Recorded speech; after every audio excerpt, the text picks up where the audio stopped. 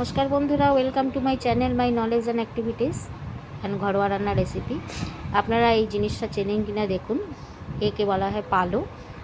পালো দেখতে অনেকটা আদার মতন, গাছের শিকড়ের মধ্যে হয়, যেরকম হলুদ গাছ হয় সেরকমই এটাও দেখতে। সেটাকে শুকিয়ে ভালো করে তাকে বেটে ভালো করে রস বার করে সেটাকে রোদ্দুরে শুকিয়ে তারপর এরকম তৈরি হয়। এগুলো কিন্তু গরমকালে শরবত হিসেবে খাওয়া খুবই ভালো। তাছাড়া পেট খারাপ হলে, বাচ্চা কাচ্চা বা বড়দের যে কোনো বিষয়ে পেট খারাপ হলে কিন্তু এটার পায়েস বানিয়ে খাওয়া হয়। এটা কিন্তু মানে সব জায়গাতে পাওয়াও যায় না, বেশিরভাগ মুর্শিদাবাদ, উড়িষ্যা এইসব সাইডে এটা পাওয়া যায়। আজকে আমি এটা দিয়ে একটা পায়েস বানাবো। তার জন্য 1 লিটার দুধ নিয়েছি আর পালো নিয়েছি বেশ কিছুটা। আর এটাকে প্রথমে আমি ভালো করে দুধটাকে একটু ফুটিয়ে নেব, আর তার চিনি দিয়ে বানাবো তাই চিনিটাও আমি নিয়েছি। এবারে দুধটা ভালো করে ফুটিয়ে নিচ্ছি। এই দুধটাকে বেশ ঘন করেই ফুটিয়ে নিতে হবে। আর পালোটা আমি 1.5 চামচ পালো একদম ঠান্ডা জলের মধ্যে ভিজিয়ে দিচ্ছি। এরকম কিন্তু বার্লি বা বার্লি কিন্তু এরকম দেখতে হয়, তবে পালো কী করে বুঝবেন অরিজিনাল? এই জলের মধ্যে দিলেই কিন্তু সঙ্গে সঙ্গে এটা গুলে যাবে, একটুকু চাকা চাকা থাকবে না, আর তলার মধ্যে এটা পড়ে থাকবে। আর বার্লি কিন্তু এটার থেকে একদমই আলাদা। বার্লিটা একদম সাদা ধবধবে হয় আর একদম ডাস্ট হয়। আর এটা দেখুন সুন্দরভাবে গুলে গেল আমার, একটুকু কিন্তু দানা দানা নেই। এবার এটাকে আমি গুলিয়ে রেখে দিলাম দুধটা খুব ভালো করে। আর এটা আমি এর মধ্যে আপনারা কাজু, কিশমিশ যা খুশি তাই দিতে পারেন। ড্রাই ফ্রুটস যত দেবেন হেলদি তত হবে, তবে পেট খারাপ হলে কিন্তু এগুলো দেওয়া যাবে না। তখন শুধু সামান্য একটু চিনি দিয়েই পালোটা জাল দিয়ে দিতে হবে এবং দুধ ছাড়া তখন বানাতে হবে।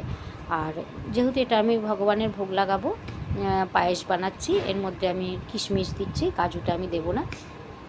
দেখুন সম্পূর্ণ মিশে গেল। এটা অতি প্রাচীন গ্রাম বাংলার একটা রেসিপি, যেটা আগেকার দিনের মানুষের কিন্তু এই শরীর খারাপ বা কিছু হলেই তারা ডাক্তারের কাছে ছুটতো না, তারা এরকম টুকিটাকি জিনিস দিয়েই রোগ প্রতিরোধের ব্যবস্থা করতো। আর দিয়ে দিচ্ছি আমি এর মধ্যে এবারে চিনিটা দিয়েও বেশ খানিকক্ষণ আমি জাল দিয়ে দেবো। চিনিটা আপনারা আপনাদের স্বাদ মতন দেবেন। চিনিটা দিয়েও আমি বেশ খানিকক্ষণ এটাকে ফুটিয়ে নেব।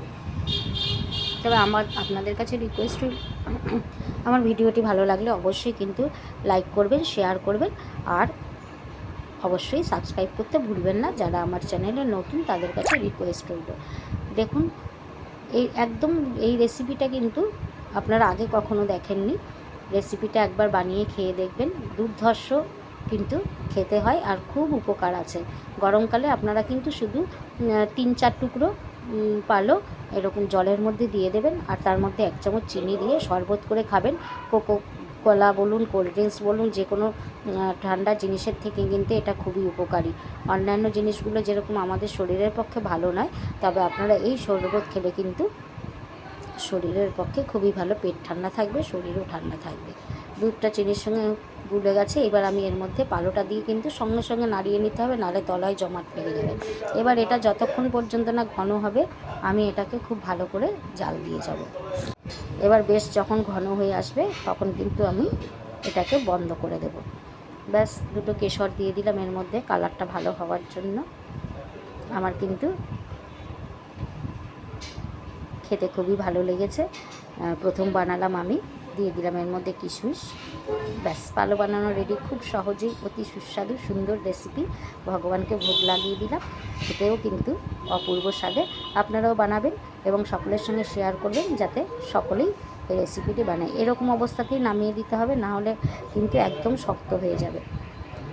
ব্যাস, ঠান্ডা করে খেয়ে নিন। কেমন লাগলো রেসিপিটি অবশ্যই জানাবেন। Thank you.